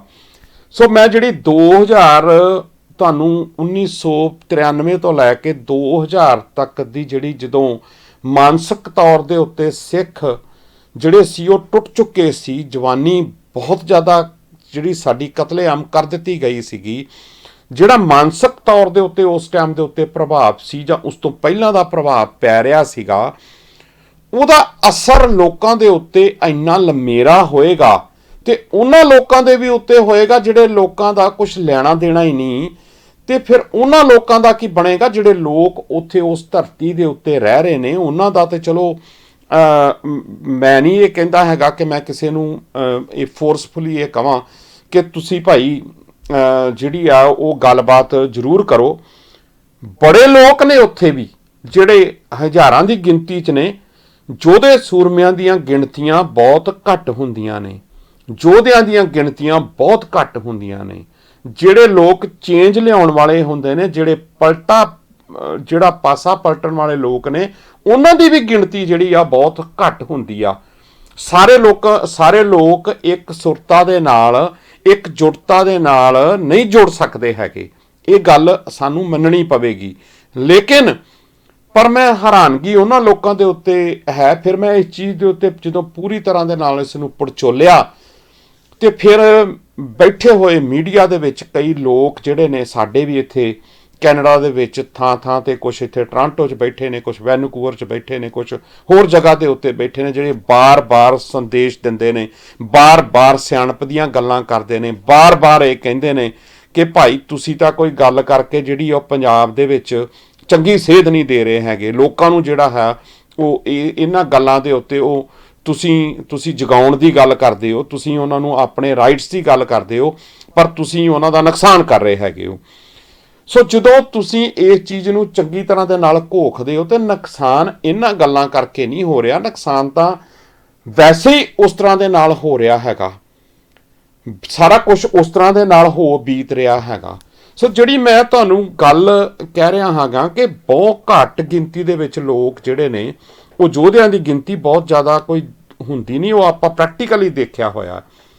ਜੇ ਚਲੋ ਮੈਂ ਗੱਲ ਤੁਹਾਡੇ ਨਾਲ ਇਹ ਕਰ ਲੈਣਾ ਕਿ ਜੇ ਉਸ ਭਾਰਤ ਦੀ ਆਜ਼ਾਦੀ ਵਾਸਤੇ ਜਿਹੜੇ ਲੋਕ ਸੀ, ਉਹ ਕਿੰਨੇ ਕੁ ਲੋਕ ਖੜੇ ਹੋਏ ਸੀ ਤੇ ਉਹਨਾਂ ਗੋਰਿਆਂ ਦੀ ਜਾਂ ਬ੍ਰਿਟਿਸ਼ ਜਿਹੜਾ ਅੰਪਾਇਰ ਸੀਗਾ ਉਹਦੀ ਇੰਡੀਆ ਦੇ ਵਿੱਚ ਜਿਹੜੀ ਹੈ, ਜਿਹੜਾ ਹੁਣ ਦਾ ਭਾਰਤ ਹੈਗਾ, ਉਹਦੇ ਵਿੱਚ ਉਹਨਾਂ ਦੀ ਗਿਣਤੀ ਲਗਾ ਕੇ ਤੁਸੀਂ ਦੇਖ ਲਓ ਤੇ ਭਾਰਤੀਆਂ ਦੀ ਗਿਣਤੀ ਕੱਢ ਕੇ ਦੇਖ ਲਓ, 3 ਫੁੱਟ ਤੋਂ ਵੱਧ ਜਿਹੜੀ ਆ ਉਹ ਸਪੇਸ ਜਿਹੜੀ ਆ ਉਹ ਇਕੱਠੀ ਨਹੀਂ ਹੁੰਦੀ ਹੈਗੀ। ਜੇ 3-3 ਫੁੱਟ ਤੇ ਵੀ ਇੱਕ ਭਾਰਤੀ ਖਲੋ ਜਾਂਦਾ ਤੇ ਚੁੱਕ ਗੋਰੇ ਇੰਗਲੈਂਡ ਤੱਕ ਪਹੁੰਚਾ ਸਕਦੇ ਸੀਗੇ। ਲੇਕਿਨ ਸਾਡੀ ਬਦਕਿਸਮਤੀ ਇਹ ਉਸ ਟਾਈਮ ਦੇ ਉੱਤੇ ਵੀ ਇਹ ਸੀਗੀ ਕਿ ਸਾਰੇ ਲੋਕ ਥੋੜੀ ਜਾਗੇ ਸੀ, ਬੜੇ ਲੋਕ ਉਹਨਾਂ ਦੇ ਨਾਲ ਚੱਲਦੇ ਰਹੇ ਸੀ। ਈਵਨ ਕਿ ਕਰਮਚੰਦ ਗਾਂਧੀ ਵੀ ਜਿਹੜੇ ਆ, ਨਹਿਰੂ ਹੋਣੀ ਵੀ ਸੀ, ਇਹ ਵੀ ਸਾਰੇ ਉਹਨਾਂ ਦੇ ਇਹ ਤਾਂ ਫਰੈਂਡਲੀ ਮੈਚ ਵਾਲੇ ਸੀਗੇ। ਜਿਹੜੇ ਆਪਣੇ ਆਪ ਨੂੰ ਕੁਰਬਾਨ ਕਰ ਗਏ ਉਹ ਤਾਂ ਗਾਇਬ ਹੋ ਗਏ, ਤੇ ਜਿਨ੍ਹਾਂ ਨੇ ਕੁਝ ਨਹੀਂ ਕੀਤਾ ਉਹਨਾਂ ਨੇ ਨੋਟਾਂ ਤੇ ਫੋਟੋਆਂ ਵੀ ਲਵਾ ਲੀਆਂ, ਤੇ ਉਹਨਾਂ ਨੇ ਲੋਕਾਂ ਨੇ ਰਾਜ ਸੱਤਾ ਵੀ ਸਾਂਭ ਲਈ। ਤੇ ਜਿਨ੍ਹਾਂ ਨੇ ਸਭ ਕੁਝ ਗਵਾ ਲਿਆ, ਜਿਨ੍ਹਾਂ ਨੇ ਸਭ ਕੁਝ ਆਪਣਾ ਗਵਾ ਲਿਆ, ਉਹ ਆਪਣਾ ਰਾਜ ਵੀ ਗਵਾ ਬੈਠੇ। ਉਹਨਾਂ ਨੇ ਆਪਣੀ ਜਵਾਨੀ ਵੀ ਕਟਵਾ ਲਈ, ਆਪਣੀਆਂ ਧੀਆਂ ਭੈਣਾਂ ਦੀਆਂ ਇੱਜ਼ਤਾਂ ਵੀ ਲੁਟਵਾ ਲੀਆਂ, ਆਪਣਾ ਸਾਰੇ ਰਿਸੋਰਸਸ ਵੀ ਖਤਮ ਕਰਾ ਲਏ, ਤੇ ਆਪਣਾ ਸਾਰਾ ਕੁਝ ਲੁੱਟ ਲਟਾ ਕੇ ਤੇ ਉਹ ਅੱਜ ਬਿਲਕੁਲ ਖਾਲੀ ਹੱਥੀ ਜਿਹੜੇ ਨੇ ਉਹ ਬੈਠੇ ਹੋਏ ਨੇ। ਇੱਥੇ ਗੱਲ ਮੈਂ ਇੱਕ ਹੋਰ ਕੋਟ ਕਰ ਦਿਆਂ ਕਿ ਅਸੀਂ ਕਈ ਵਾਰ ਇਹ ਸੋਚਦੇ ਹੈਗੇ ਆ ਕਿ ਸੰਵਿਧਾਨ ਦੇ ਜਿਹੜੇ ਰਚੇਤਾ ਡਾਕਟਰ BR ਅੰਬੇਦਕਰ ਜਿਹੜੇ ਸੀਗੇ, ਉਹਨਾਂ ਨੇ ਉਹਨਾਂ ਨੂੰ ਅੱਜ ਤੱਕ ਜਿਹੜੀ ਭਾਰਤੀ ਸਰਕਾਰ ਆ ਉਹ ਸਿਰਫ ਵਰਤ ਰਹੀ ਹੈਗੀ ਆ, ਉਹਨਾਂ ਦੇ ਨਾਮ ਨੂੰ ਵਰਤਿਆ ਜਾ ਰਿਹਾ ਹੈਗਾ। ਤੇ ਇਹ ਗੱਲ ਉਹਨਾਂ ਦੀ ਕਿਤੇ ਨਹੀਂ ਪ੍ਰਚਾਰੀ ਜਾਂਦੀ ਕਿ ਜੇ ਕਿਤੇ ਸੰਵਿਧਾਨ ਨੂੰ ਸਾੜਨਾ ਹੋਵੇ ਤੇ ਮੈਂ ਸਭ ਤੋਂ ਪਹਿਲਾਂ ਸਾੜਨ ਵਾਲਾ ਬੰਦਾ ਹੋਊਂਗਾ। ਇਹ ਡਾਕਟਰ BR ਅੰਬੇਦਕਰ ਦੀ ਵਰਡਿੰਗ ਹੈਗੀ ਆ, ਬਿਲਕੁਲ ਆਫੀਸ਼ੀਅਲ ਵਰਡਿੰਗ ਆ, ਤੁਸੀਂ ਕੱਢ ਕੇ ਵੀ ਦੇਖ ਸਕਦੇ ਹੈਗੇ ਹੋ। ਸੋ ਇੱਕ ਗੱਲ ਤਾਂ ਇਹ ਉਹਨਾਂ ਨੇ ਕਹੀ। ਦੂਜੀ ਗੱਲ ਉਹਨਾਂ ਨੇ ਇਹ ਕਹੀ ਹੈਗੀ ਕਿ ਭਾਵੇਂ ਕਿ ਪਾਕਿਸਤਾਨ ਵਾਲਿਆਂ ਨੇ ਆਪਣਾ ਉਜਾੜਾ ਕਰਾ ਲਿਆ, ਆਪਣਾ ਸਾਰਾ ਕੁਝ ਉਹਨਾਂ ਨੂੰ ਬਹੁਤ ਜ਼ਿਆਦਾ ਉਸ ਚੀਜ਼ ਦਾ ਨੁਕਸਾਨ ਝੱਲਣਾ ਪਿਆ, ਪਰ ਆਪਣਾ ਦੇਸ਼ ਲੈ ਕੇ ਉਹ ਬੈਠ ਗਏ ਤੇ ਉਹਨਾਂ ਨੇ ਆਪਣਾ ਦੇਸ਼ ਜਿਹੜਾ ਹੈ ਉਹ ਬਣਾ ਲਿਆ। ਕਮ ਸੇ ਕਮ ਆਪਣੇ ਦੇਸ਼ ਦੇ ਵਿੱਚ, ਉਹ ਆਪਣੇ ਘਰ ਦੇ ਵਿੱਚ ਤਾਂ ਬੈਠ ਗਏ। ਤੇ ਅਸੀਂ ਲੋਕ ਜਿਹੜੇ ਨੇ ਉਹਨਾਂ ਨੇ ਸਭ ਕੁਝ ਗਵਾ ਵੀ ਲਿਆ। 100 ਲੱਡੂ ਵੀ ਖਾ ਲਏ, 100 ਛਿੱਤਰ ਵੀ ਖਾ ਲਏ, ਗਵਾ ਵੀ ਲਿਆ, ਸਾਰਾ ਕੁਝ ਅਸੀਂ ਕਰ ਲਿਆ, ਤੇ ਸਾਡੇ ਹੱਥ ਪੱਲੇ ਜਿਹੜਾ ਹੈ ਉਹ ਕੁਝ ਨਹੀਂ ਮਿਲਿਆ ਸਾਨੂੰ। ਤੇ ਸਾਡੇ ਪੱਲੇ ਪੈ ਗਏ 74 ਸਾਲਾਂ ਤੋਂ ਸਾਡੇ ਬੇਈਮਾਨ so called leader, so called ਪੰਥਕ leader, so called political leader, so called ਜਿਹੜੇ ਬਾਕੀ ਜਿਹੜੀਆਂ ਸੰਸਥਾਵਾਂ ਨੇ ਉਹ ਸਾਡੇ ਪੱਲੇ ਪੈ ਗਈਆਂ, ਤੇ ਸਾਡੀ ਮਾਨਸਿਕਤਾ ਦੇ ਵਿੱਚ ਵੜ ਗਈਆਂ ਇਹ ਚੀਜ਼ਾਂ ਕਿ ਸਾਡਾ ਜਿਹੜਾ ਜੀਵਨ ਆ ਉਹ ਸਿਰਫ ਇਸ ਤਰ੍ਹਾਂ ਦੇ ਨਾਲ ਹੋ ਗਿਆ ਕਿ ਅਸੀਂ ਪਦਾਰਥਵਾਦੀ ਚੀਜ਼ਾਂ ਨੂੰ ਹੀ ਆਪਣਾ ਜੀਵਨ ਸਮਝ ਕੇ ਉਹਨਾਂ ਦੇ ਮਗਰ ਦੌੜਨਾ ਸ਼ੁਰੂ ਕੀਤਾ, ਤੇ ਆਪਣੀ ਜਿਹੜੀ ਸਾਡੀ ਅਸਲੀਅਤ ਸੀ ਉਸ ਤੋਂ ਅਸੀਂ ਬਹੁਤ ਜ਼ਿਆਦਾ ਦੂਰ ਜਿਹੜਾ ਉਹ ਚਲੇ ਗਏ। ਸੋ ਮੈਂ ਡਾਕਟਰ BR ਅੰਬੇਦਕਰ ਦੀ ਗੱਲ ਇਸ ਕਰਕੇ ਕੀਤੀ ਆ ਕਿ ਉਹ ਵੀ ਤਾਂ ਉਸੇ ਹੀ ਜਿਹੜਾ ਮਾਹੌਲ ਸੀ ਉਹਦੇ ਵਿੱਚ ਰਹਿ ਰਹੇ ਸੀਗੇ, ਔਰ ਇਹਨਾਂ ਗਾਂਧੀ ਨਹਿਰੂ ਹੋਣਾ ਤੋਂ ਕਿਤੇ ਜ਼ਿਆਦਾ ਉਹ ਜਿਹੜੇ ਸੀ ਕਾਬਲ ਸੀ, ਇੰਟੈਲੀਜੈਂਟ ਸੀ, ਕਿਤੇ ਜ਼ਿਆਦਾ ਉਹ ਆਪਣੀ ਵੱਡੀ ਸ਼ਖਸੀਅਤ ਦੇ ਰੂਪ ਦੇ ਵਿੱਚ ਸੀਗੇ। ਤੇ ਉਹਨਾਂ ਨੇ ਵੀ ਤਾਂ ਸਾਰਾ ਕੁਝ ਜਿਹੜਾ ਹੈ ਉੱਥੇ ਬੇਬਾਕੀ ਦੇ ਨਾਲ ਬੋਲਿਆ। ਉਹ ਵੱਖਰੀ ਗੱਲ ਆ ਕਿ ਇਹ ਬਾਕੀ ਚੀਜ਼ਾਂ ਦਾ ਡਾਕਟਰ ਅੰਬੇਦਕਰ ਦੀਆਂ ਪ੍ਰਚਾਰ ਜਿਹੜੇ ਨੇ ਉਹ ਕਰਦੇ ਨੇ, ਇਸ ਸਟੇਟ ਜਿਹੜੀ ਇੰਡੀਅਨ ਸਟੇਟ ਆ ਉਹ ਪ੍ਰਚਾਰ ਕਰਦੀ ਆ ਉਹਨਾਂ ਦਾ ਬਾਕੀ, ਪਰ ਜਿਹੜਾ ਬਾਕੀ ਉਹਨਾਂ ਦਾ ਪੱਖ ਆ ਉਹ ਨਹੀਂ ਪ੍ਰਚਾਰਿਆ ਜਾਂਦਾ।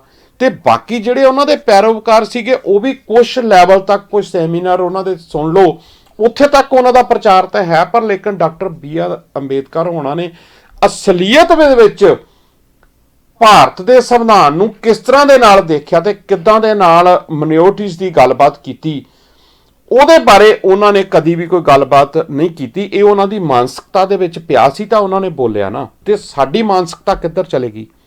ਅਸੀਂ ਸਾਰਾ ਕੁਝ ਹੁਣ ਤੱਕ ਗਵਾਈ ਤੁਰੀ ਚਲੇ ਜਾ ਰਹੇ ਹੈਗੇ ਆ। ਉਹ ਭਾਈ ਸਾਡਾ ਸਾਰਾ ਕੁਝ ਲੁੱਟ ਕੇ ਲੈ ਗਏ। ਉਹ ਬਾਹਰੋਂ ਧਾੜ ਵੀ ਆਉਂਦੇ ਸੀਗੇ ਤੇ ਉਹ ਲੁੱਟ ਕੇ ਲੈ ਜਾਂਦੇ ਸੀਗੇ, ਉਹ ਸਾਰਾ ਕੁਝ ਨੁਕਸਾਨ ਕਰਕੇ ਚਲੇ ਜਾਂਦੇ ਸੀਗੇ। ਉਹਨਾਂ ਵਾਸਤੇ ਤਾਂ ਅਸੀਂ ਖੜਦੇ ਸੀ ਉਸ ਟਾਈਮ ਦੇ ਉੱਤੇ ਕਿ ਅਸੀਂ ਇੱਥੋਂ ਦੀ ਤੁਹਾਨੂੰ ਇਹ ਤੁਹਾਡਾ ਰਸਤਾ, ਪਰ ਅਸੀਂ ਤੁਹਾਨੂੰ ਲੰਘਣ ਨਹੀਂ ਦਿੰਦੇ ਥੋੜੀ ਕੀਤਿਆਂ ਦੇ ਨਾਲ। ਅੱਜ ਜਿਨ੍ਹਾਂ ਦੇ ਨਾਲ ਅਸੀਂ ਰਹਿ ਰਹੇ ਹਾਂ ਤੇ ਉਹ ਧਾੜਵੀ ਬਣ ਕੇ ਤੇ ਸ਼ਰੇਆਮ ਲੁੱਟ ਕਰ ਰਹੇ ਨੇ ਪੰਜਾਬ ਦੀ। ਪਾਣੀ ਪੰਜਾਬ ਦਾ ਲੁੱਟਿਆ ਗਿਆ, ਪੰਜਾਬ ਦੀ ਇੰਡਸਟਰੀ ਲੁੱਟੀ ਗਈ, ਪੰਜਾਬ ਦੀ ਜਵਾਨੀ ਲੁੱਟੀ ਗਈ, ਪੰਜਾਬ ਦਾ ਸਾਰਾ ਕੁਝ ਲੁੱਟ ਕੇ ਲੈ ਗਏ। ਉਹ ਸਿਰਫ ਇੱਕ ਉਸ ਤਰ੍ਹਾਂ ਨਾਲ ਵਰਤ ਰਹੇ ਨੇ ਕਿ ਜਿੱਦਾਂ ਕੋਈ ਇਹ ਬਗਾਨੀ ਧਰਤੀ ਹੁੰਦੀ ਆ ਤੇ ਇਹਨੂੰ ਰੱਜ ਕੇ ਜਿਹੜਾ ਉਹ ਲੁੱਟ ਲਿਆ ਜਾਵੇ। ਤੇ ਸਾਡੀ ਮਾਨਸਿਕਤਾ ਦੇ ਵਿੱਚ ਅਗਰ ਅਸੀਂ ਬੋਲਾਂਗੇ ਨਹੀਂ ਤੇ ਸਾਡੀ ਮਾਨਸਿਕਤਾ ਦੇ ਵਿੱਚ ਗੁਲਾਮੀ ਨਹੀਂ ਪਈ ਤੇ ਹੋਰ ਕੀ ਪਿਆ ਹੋਇਆ। ਇਸ ਨੂੰ ਤੁਸੀਂ ਗੁਲਾਮੀ ਨਹੀਂ ਸਮਝਦੇ ਕਿ ਤੁਹਾਡੀ ਫਰੀडम ਆਫ ਸਪੀਚ ਦੀ ਜਿਹੜੀ ਗੱਲ ਉਹ ਤੁਸੀਂ ਕਰਨੀ ਚਾਹੀਦੀ ਆ, ਸਾਨੂੰ ਬੋਲਣਾ ਚਾਹੀਦਾ। ਮੈਨੂੰ ਕਈ ਵਾਰੀ ਇਸ ਗੱਲ ਦੀ ਹੈਰਾਨੀ ਹੁੰਦੀ ਹੈ ਕਿ ਜਿਹੜੇ ਬਾਹਰ ਬੈਠੇ ਨੇ ਇਹਨਾਂ ਦੇ ਵੀ ਮੂੰਹ ਤੇ ਤਾਲੇ ਲੱਗੇ ਹੋਏ ਨੇ, ਜਿਨ੍ਹਾਂ ਨੂੰ ਕੋਈ ਉਹ ਬੋਲ ਸਕਦੇ ਨੇ। ਉਹ ਇਹੋ ਜਿਹੀ ਕੰਟਰੀ 'ਚ ਬੈਠੇ ਨੇ, ਉਹ freedom of speech, freedom of expression ਦੀ ਜਿੱਥੇ ਸਾਨੂੰ ਇਜਾਜ਼ਤ ਆ ਉੱਥੇ ਅਸੀਂ ਗੱਲਬਾਤ ਕਰ ਸਕਦੇ ਹਾਂ। ਉਹ ਵੀ ਬੋਲਣ ਤੋਂ ਇਨਕਾਰੀ ਨੇ, ਉਹ ਵੀ ਮੂੰਹ ਸਿੱਟੇ ਹੋਏ ਨੇ। ਉਹਨਾਂ ਦੇ ਵੀ ਉਸ ਤਰ੍ਹਾਂ ਦਾ ਮਾਨਸਿਕ ਤੌਰ ਦੇ ਉੱਤੇ ਪ੍ਰਭਾਵ ਇਸ ਤਰ੍ਹਾਂ ਦੇ ਨਾਲ ਪਿਆ ਹੋਇਆ ਕਿ ਨਹੀਂ ਅਸੀਂ ਨਹੀਂ ਬੋਲਣਾ। ਤੇ ਭਾਈ ਜਿਹਦੇ ਅਸੀਂ ਬੋਲਣਾ ਨਹੀਂ, ਅਸੀਂ ਗੁਰੂ ਨਾਨਕ ਦੇ ਸਿੱਖ ਕਿਵੇਂ ਹੋ ਸਕਦੇ ਆ? ਜੇ ਉਹਨਾਂ ਨੇ ਬਾਬਰ ਨੂੰ ਜਾਬਰ ਕਿਹਾ ਸੀਗਾ ਤੇ ਉਹਨਾਂ ਨੇ ਕੋਈ ਪਿਸਤੌਲ ਥੋੜੀ ਚਲਾਈ ਸੀ, ਉਹਨਾਂ ਨੇ ਕੋਈ ਰਾਈਫਲ ਥੋੜੀ ਚਲਾਈ ਸੀ। ਉਹਨਾਂ ਨੇ ਜੇ ਬਾਬਰ ਨੂੰ ਜਾਬਰ ਕਿਹਾ ਸੀ ਤੇ ਅਸੀਂ ਉਹਨਾਂ ਦੇ ਸਿੱਖ ਹੋਣ ਦਾ, ਉਹਨਾਂ ਦੇ ਅਸੀਂ ਪੈਰੋਕਾਰ ਹੋਣ ਦਾ ਦਾਅਵਾ ਕਰਦੇ ਹਾਂ ਤੇ ਫਿਰ ਅਸੀਂ ਗੁਰੂ ਨਾਨਕ ਦੀ ਕਿਹੜੇ ਰੂਪ ਦੇ ਵਿੱਚ ਦਾਅਵੇਦਾਰੀ ਜਿਹੜੀ ਆ ਉਹ ਕਬੂਲਦੇ ਹੈਗੇ ਆ?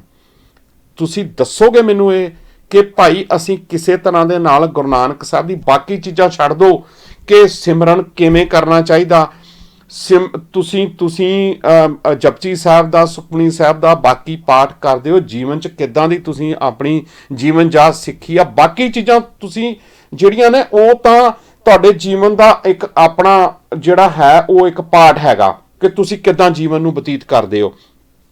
ਲੇਕਿਨ ਜਿਹੜਾ ਉਹਨਾਂ ਨੇ ਸਾਨੂੰ ਸਿਧਾਂਤ ਦਿੱਤਾ ਕਿ ਜਿਹੜਾ ਕੋਈ ਜ਼ੁਲਮ ਵਾਲਾ ਕਰਦਾ, ਕੋਈ ਜ਼ੁਲਮੀ ਆਦਮੀ ਆ, ਕੋਈ ਜ਼ੁਲਮ ਕਰ ਰਿਹਾ ਤੁਹਾਡੇ ਉੱਤੇ ਤੇ ਤੁਸੀਂ ਜ਼ੁਲਮ ਨੂੰ ਸਹਿ ਕੇ ਜਾਂ ਜ਼ੁਲਮ ਨੂੰ ਦੇਖ ਕੇ ਤੁਸੀਂ ਚੁੱਪ ਹੋ, ਤੇ ਫਿਰ ਗੁਰੂ ਨਾਨਕ ਦੇ ਸਿੱਖ ਕਿਵੇਂ ਹੋ ਸਕਦੇ ਹੋ?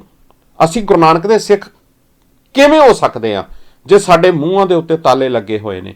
ਜੇ ਅਸੀਂ ਕਹੀ ਹੋਈ ਸਹੀ ਗੱਲ ਨੂੰ ਲਾਈਕ ਔਰ ਸ਼ੇਅਰ ਹੀ ਕਰਨ ਦਾ ਜਿਹੜਾ ਹੈ ਉਹ ਆਪਣੇ ਅੰਦਰ ਜਜ਼ਬਾ ਨਹੀਂ ਰੱਖਦੇ ਤੇ ਫਿਰ ਅਸੀਂ ਕਿੱਦਾਂ ਇਹ ਮਹਿਸੂਸ ਕਰਦੇ ਹੈਗੇ ਆ ਕਿ ਸਾਡੀਆਂ ਆਉਣ ਵਾਲੀਆਂ ਜਿਹੜੀਆਂ ਪੀੜ੍ਹੀਆਂ ਜਾਂ ਆਉਣ ਵਾਲੀਆਂ ਜਨਰੇਸ਼ਨਾਂ ਨੇ ਉਹ ਜਿਹੜੀਆਂ ਨੇ ਉਹ ਪੰਜਾਬੀ ਸ਼ੇਰ ਤੇ ਸਿੱਖ ਸ਼ੇਰ ਕੌਮ ਜਿਹੜੀ ਆ, ਮਾਰਸ਼ਲ ਕੌਮ ਕਹਾਉਣ ਦੇ ਜਿਹੜੀ ਆ ਉਹ ਹੱਕਦਾਰ ਹੋਵੇਗੀ। ਗੱਲਾਂ ਜ਼ਰੂਰ ਇਹ ਚੁਭਵੀਆਂ ਹੋਣਗੀਆਂ ਪਰ ਲੇਕਿਨ ਸਾਡਾ ਫਰਜ਼ ਬਣਦਾ ਕਿ ਜ਼ਮੀਰਾਂ ਨੂੰ ਜ਼ਰੂਰ ਝੰਜੋੜਿਆ ਜਾਵੇ, ਸਹੀ ਗੱਲ ਨੂੰ ਸਹੀ ਕਿਹਾ ਜਾਵੇ। ਅਸੀਂ ਕੋਈ ਗਲਤ ਗੱਲ ਤਾਂ ਕਹਿ ਨਹੀਂ ਰਹੇ, ਸਿਸਟਮ ਨੂੰ ਅਸੀਂ ਦਿਖਾ ਰਹੇ ਆ ਕਿ ਭਾਈ ਸਿਸਟਮ ਤੁਹਾਡੇ ਉੱਤੇ ਆਣ ਚੜਿਆ, ਸਿਸਟਮ ਤੁਹਾਡਾ ਸਾਰਾ ਕੁਝ ਲੁੱਟੀ ਚਲੀ ਜਾ ਰਿਹਾ। ਉਹਦੇ ਤੇ ਅਸੀਂ ਗੱਲਬਾਤ ਨਹੀਂ ਕਰ ਸਕਾਂਗੇ ਤੇ ਕਿਵੇਂ ਬਚਾਵਾਂਗੇ ਅਸੀਂ ਪੰਜਾਬ ਨੂੰ? ਕਿਵੇਂ ਅਸੀਂ ਪੰਜਾਬੀ ਪੁੱਤ ਹੋਣ ਦਾ ਜਿਹੜਾ ਉਹ ਦਾਅਵਾ ਕਰਾਂਗੇ? ਕਿਤੇ ਕੋਈ ਅਸੀਂ ਇਹੋ ਜਿਹੀ ਕੋਈ ਗੱਲਬਾਤ ਕਰਦੇ ਆ, ਸਾਡਾ ਫਰਜ਼ ਨਹੀਂ ਬਣਦਾ ਇਹ ਪੋਲੀਟੀਕਲ ਸਟਰਕਚਰ ਨੂੰ ਅਸੀਂ ਛੱਡ ਦਈਏ, ਇਹ ਤਾਂ ਲੁਟੇਰੇ ਨੇ, ਲੁੱਟ ਰਹੇ ਨੇ ਸਾਨੂੰ ਲਗਾਤਾਰਤਾ ਦੇ ਨਾਲ, ਤੇ ਅਸੀਂ ਆਪਣੇ ਇੰਡੀਵਿਜੂਅਲ ਤੌਰ ਦੇ ਉੱਤੇ ਸਹੀ ਗੱਲ ਨੂੰ, ਕਮ ਸੇ ਕਮ ਕਹੀ ਹੋਈ ਸਹੀ ਗੱਲ ਨੂੰ ਅੱਗੇ ਫੈਲਾ ਤਾਂ ਦਈਏ, ਉਹਦੇ ਬਾਰੇ ਗੱਲ ਤਾਂ ਕਰ ਦਈਏ, ਉਹਨੂੰ ਸਹੀ ਕਹਿਣ ਦੀ ਹਿੰਮਤ ਤਾਂ ਜ਼ਰੂਰ ਰੱਖੀਏ। ਪ੍ਰੋਗਰਾਮ ਦਾ ਸਮਾਂ ਤਕਰੀਬਨ ਸਮਾਪਤੀ ਵੱਲ ਜਾ ਰਿਹਾ ਹੈਗਾ। ਇੱਕ ਬ੍ਰੇਕ ਆਪਾਂ ਨੂੰ ਜਿਹੜੀ ਹੈ ਉਹ ਲੈਣੀ ਪੈਣੀ ਆ। ਬ੍ਰੇਕ ਤੋਂ ਬਾਅਦ ਆਪਾਂ ਅਖੀਰਲੇ ਪਲਾਂ ਦੇ ਵਿੱਚ ਕੁਝ ਹੋਰ ਗੱਲਾਂ ਬਾਤਾਂ ਤੁਹਾਡੇ ਨਾਲ ਕਰਾਂਗੇ ਤੇ ਮਿਲਦੇ ਆ ਇੱਕ ਛੋਟੀ ਜਿਹੀ ਬ੍ਰੇਕ ਤੋਂ ਬਾਅਦ। ਐਪ ਕਾਸਟ ਡੋਂਗਲ ਦੀ ਮਦਦ ਨਾਲ ਤੁਸੀਂ ਆਪਣੇ ਪਸੰਦੀਦਾ ਟੀਵੀ ਚੈਨਲਸ ਜਾਂ ਮੂਵੀਜ਼ ਆਪਣੇ ਟੀਵੀ ਤੇ ਵੀ ਦੇਖ ਸਕਦੇ ਹੋ ਅਤੇ ਡਰਾਈਵ ਕਰਦੇ ਵੇਲੇ ਬਲੂਟੁੱਥ ਨਾਲ ਰੇਡੀਓ ਵੀ ਸੁਣ ਸਕਦੇ ਹੋ। ਈ-ਬਾਬਾ ਐਂਟਰਟੇਨਮੈਂਟ ਐਪ ਐਂਡਰੋਇਡ ਟੀਵੀ ਅਤੇ set top box Google play store ਤੇ ਉਪਲਬਧ ਹਨ। ਸੋ ਜਲਦੀ ਤੋਂ ਜਲਦੀ ਖੁਦ ਵੀ ਇਹ ਐਪ ਡਾਊਨਲੋਡ ਕਰੋ ਅਤੇ ਆਪਣੇ ਫੈਮਿਲੀ ਫਰੈਂਡਸ ਨਾਲ ਵੀ ਇਹ ਜਾਣ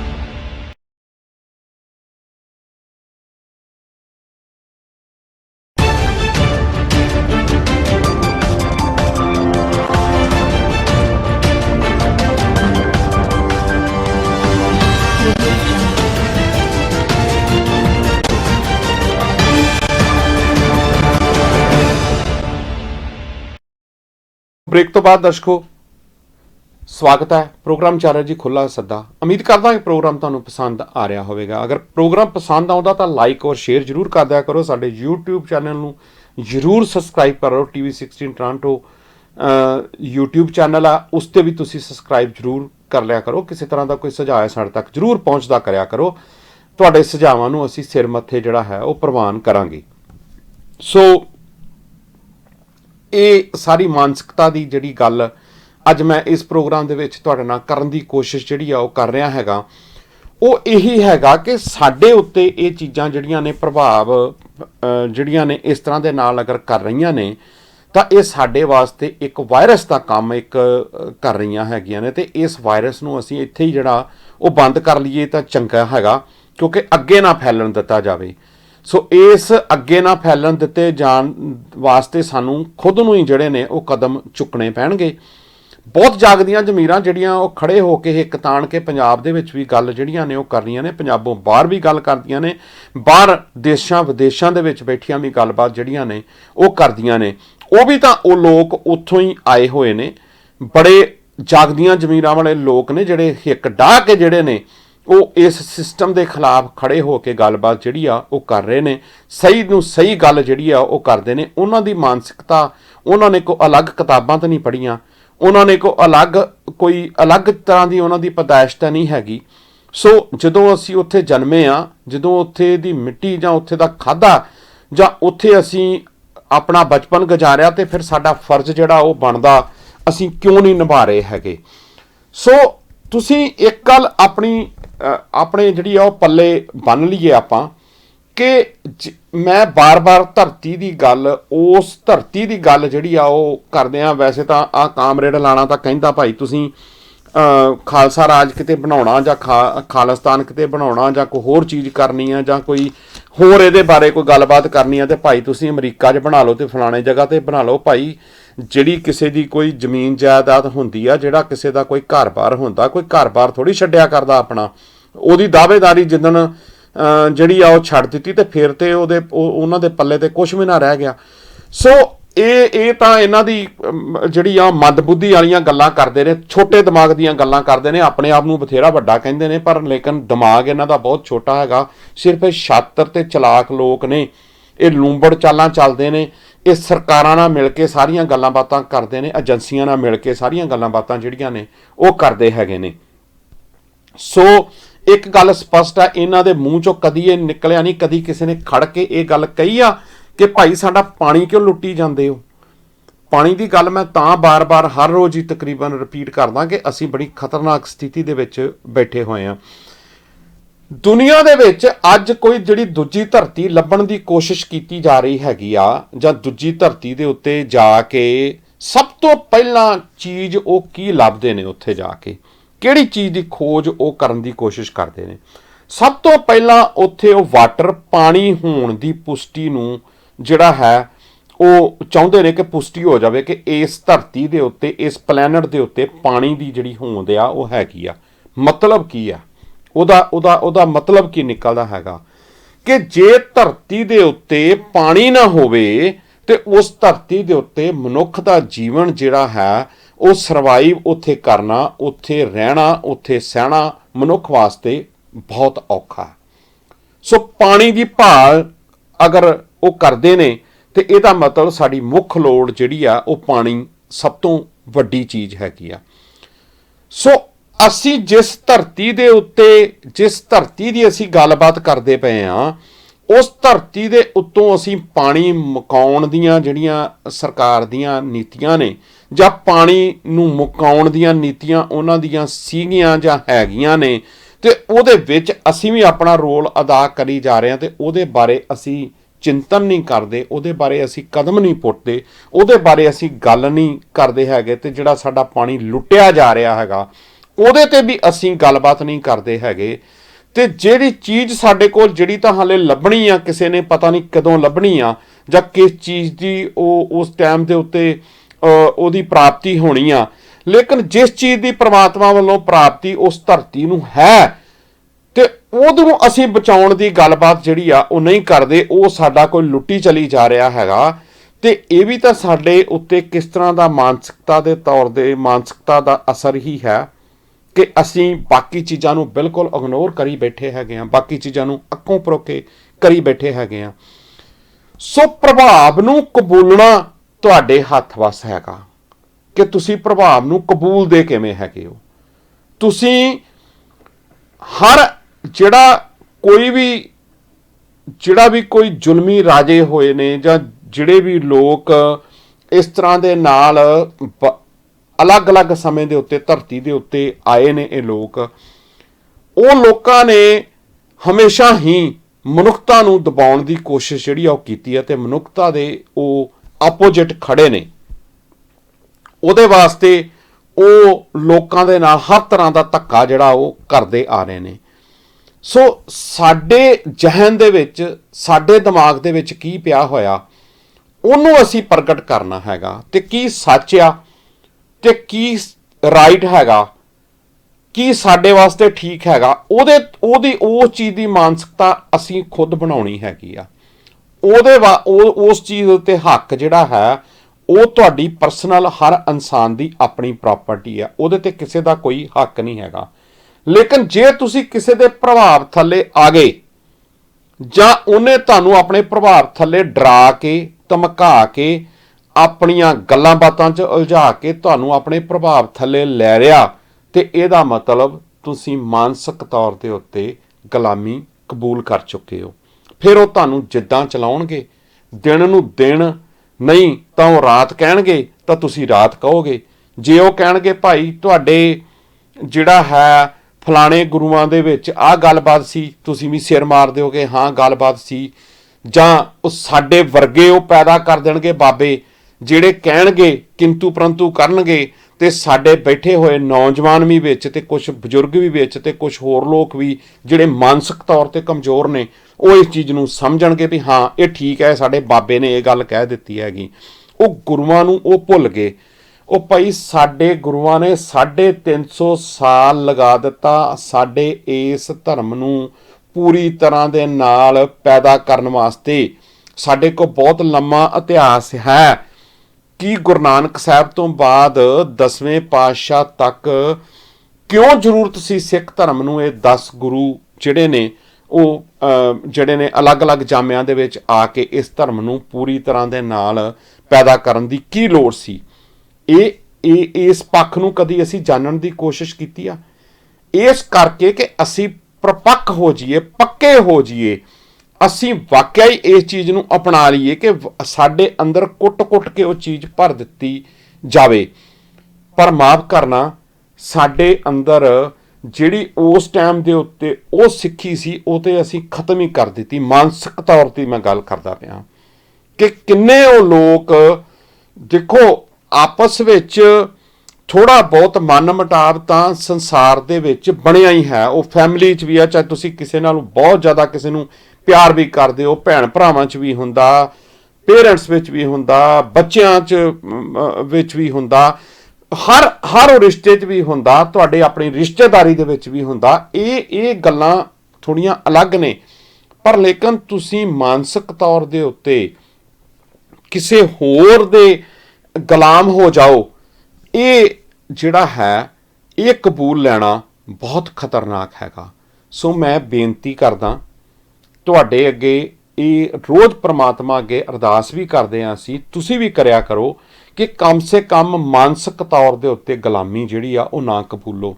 ਫਿਜ਼ੀਕਲ ਤੌਰ ਦੇ ਉੱਤੇ ਕਿਸੇ ਖਿੱਤੇ ਨੂੰ ਕੋਈ ਤਾਕਤਵਰ ਕੁਝ ਸਮੇਂ ਲਈ ਜਿਹੜਾ ਹੈ ਉਹ ਆਪਣੀ ਤਾਕਤ ਅਨੁਸਾਰ ਗੁਲਾਮ ਰੱਖ ਸਕਦਾ, ਪਰ ਮਾਨਸਿਕ ਤੌਰ ਦੇ ਉੱਤੇ ਜਿਹੜਾ ਹੈ ਗੁਲਾਮ ਹੋਣਾ ਉਹ ਕਿਸੇ ਖਿੱਤੇ ਤੇ ਉਹ ਕਿਸੇ ਕੌਮ ਵਾਸਤੇ ਉਨਾ ਹੀ ਘਾਤਕ ਆ ਕਿ ਉਹ ਉਸ ਤੋਂ ਬਾਅਦ ਉਹ ਅਗਰ ਡੇ ਬਾਈ ਡੇ ਹਰ ਰੋਜ਼ ਦੀ ਤਰ੍ਹਾਂ ਇਹ ਚੀਜ਼ ਹੁੰਦੀ ਗਈ ਤਾਂ ਉਸ ਚੀਜ਼ ਦਾ ਅੰਤ ਜਿਹੜਾ ਹੈ ਉਹ ਹੋ ਜਾਂਦਾ ਹੈਗਾ। ਤੇ ਅਸੀਂ ਉਸ ਪ੍ਰਮਾਤਮਾ ਵੱਲੋਂ ਚਲਾਈ ਹੋਈ ਇਹ ਕੌਮ, ਉਹ ਖਿੱਤਾ ਜਿਹੜਾ ਹੈ, ਉਸ ਨੂੰ ਅਰਦਾਸ ਵੀ ਕਰਦੇ ਹਾਂ ਕਿ ਕਮ ਸੇ ਕਮ ਉਸ ਖਿੱਤੇ ਦੇ ਉੱਤੇ ਜਿਹੜਾ ਹੈ ਇਸ ਤਰ੍ਹਾਂ ਦਾ ਪ੍ਰਮਾਤਮਾ ਮਿਹਰ ਭਰੀ ਜਿਹੜੀ ਆ ਉਹ ਨਜ਼ਰ ਰੱਖੇ ਤੇ ਸਾਡੇ ਅੰਦਰ ਸਾਡੀ ਜ਼ਮੀਰ ਜਿਹੜੀ ਆ ਉਹ ਜਾਗਦੀ ਰਵੇ ਤੇ ਅਸੀਂ ਸੱਚ ਨੂੰ ਸੱਚ ਤੇ ਜ਼ੁਲਮ ਦੇ ਖਿਲਾਫ ਜਿਹੜਾ ਹੈ, ਸੋ ਜਿਹੜੀ ਉਹੋ ਹੀ ਮੈਂ ਗੱਲ ਦੁਬਾਰਾ ਦੁਹਰਾਵਾਂਗਾ ਕਿ ਬਾਬਰ ਨੂੰ ਜਾਬਰ ਕਹਿਣ ਦੀ ਹਿੰਮਤ ਸਾਡੇ ਦੇ ਵਿੱਚ ਸਦਾ ਰਵੇ। ਅਸੀਂ ਇੱਕ ਛੋਟੇ ਜਿਹੇ ਸਿਪਾਹੀ ਦੇ ਤੌਰ ਦੇ ਉੱਤੇ ਆਪਣੀ ਗੱਲ ਨੂੰ ਕਹਿਣ ਦੇ ਵਿੱਚ ਕਾਮਯਾਬ ਹੁੰਦਾ ਮਹਿਸੂਸ ਕਰਦੇ ਹੈਗੇ ਆ ਤੁਹਾਡੇ ਸਾਥ ਦੇ ਸਦਕਾ। ਤੇ ਜਿਨ੍ਹਾਂ ਨੂੰ ਇਹ ਚੀਜ਼ਾਂ ਚੰਗੀਆਂ ਲੱਗਦੀਆਂ ਨੇ ਉਹ ਸਾਡੇ ਪ੍ਰੋਗਰਾਮਾਂ ਨੂੰ ਲਾਈਕ ਵੀ ਕਰਦੇ ਨੇ, ਸ਼ੇਅਰ ਵੀ ਕਰਦੇ ਨੇ, ਤੇ ਸ਼ੇਅਰ ਕਰਨ ਦੀ ਹਿੰਮਤ ਵੀ ਜਿਹੜੀ ਆ ਉਹ ਕਰਦੇ ਨੇ। ਸੋ ਅੱਜ ਮੈਨੂੰ ਇਸ ਵਿਸ਼ੇ ਤੇ ਇਸ ਕਰਕੇ ਗੱਲਬਾਤ ਕਰਨੀ ਪੈ ਗਈ ਕਿ ਮੇਰੇ ਮਨ ਦੇ ਵਿੱਚ ਇਹ ਆਇਆ ਕਿ ਇਹ ਵਾਕਿਆ ਹੀ ਇਹ ਗੱਲਾਂ ਸਾਡੇ ਵਾਸਤੇ ਬਹੁਤ ਜ਼ਿਆਦਾ ਜ਼ਰੂਰੀ ਨੇ। ਤੁਸੀਂ ਵੀ ਵਿਚਾਰਿਓ, ਆਪਣੇ ਕੋਈ ਕਮੈਂਟ ਦੇਣੇ ਹੋਣ, ਆਪਣੀ ਕੋਈ ਗੱਲਬਾਤ ਸਾਡੇ ਤੱਕ ਪਹੁੰਚਾਉਣੀ ਹੋਵੇ ਤਾਂ 905 872 5259 ਦੇ WhatsApp ਉੱਤੇ ਤੁਸੀਂ ਸਾਨੂੰ ਆਪਣਾ ਟੈਕਸਟ ਮੈਸੇਜ ਜਿਹੜਾ ਉਹ ਕਰ ਸਕਦੇ ਹੈਗੇ ਹੋ। ਕੱਲ ਆਪਾਂ ਦੁਬਾਰਾ ਤੁਹਾਡੀ ਕਚਹਿਰੀ ਦੇ ਵਿੱਚ ਨਵਾਂ ਪ੍ਰੋਗਰਾਮ ਲੈ ਕੇ ਹਾਜ਼ਰ ਹੋਵਾਂਗੇ। ਅੱਜ ਪ੍ਰੋਗਰਾਮ ਦਾ ਸਮਾਂ ਸਮਾਪਤੀ ਵੱਲ ਹੈ ਜੀ। ਸੋ ਕੱਲ ਨੂੰ ਆਪਾਂ ਦੁਬਾਰਾ ਮਿਲਾਂਗੇ ਅਗਰ ਪ੍ਰਮਾਤਮਾ ਨੇ ਸਾਹ ਬਖਸ਼ੇ। ਭੈ ਕਾਹੂ ਕੋ ਦੇਤ ਨਾ ਨਹਿ ਪੈ ਮਾਨ ਤਾਨ, ਨਾਨਕ ਨਾਮ ਚੜ੍ਹਦੀ ਕਲਾ, ਤੇਰੇ ਭਾਣੇ ਸਰਬੱਤ ਦਾ ਭਲਾ। ਵਾਹਿਗੁਰੂ ਜੀ ਕਾ ਖਾਲਸਾ, ਵਾਹਿਗੁਰੂ ਜੀ ਕੀ ਫਤਿਹ।